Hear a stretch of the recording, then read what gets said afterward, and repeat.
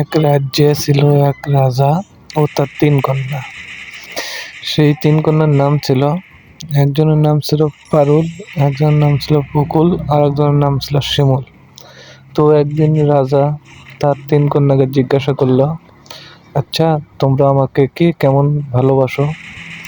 তো প্রথম কন্যা শিমুল বলল, বাবা আমি তোমাকে চিনির মতো ভালোবাসি।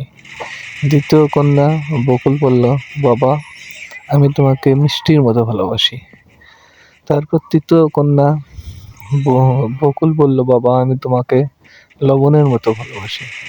যেই না এই কথাটা বলল বকুল, তখনই সাথে সাথে রাজার মাথা তো গরম হয়ে গেল।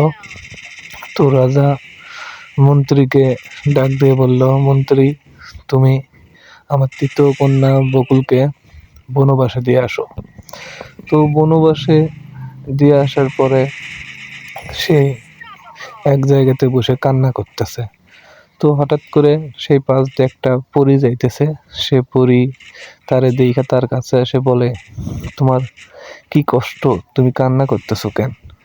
তখন সে তার সব কথা খুলে বলে। আর তখন সেই পরীটা বলে, আচ্ছা ঠিক আছে তুমি আমার সাথে চলো। তারপর সেই পরীটার সঙ্গে সে যায়। গল্পটা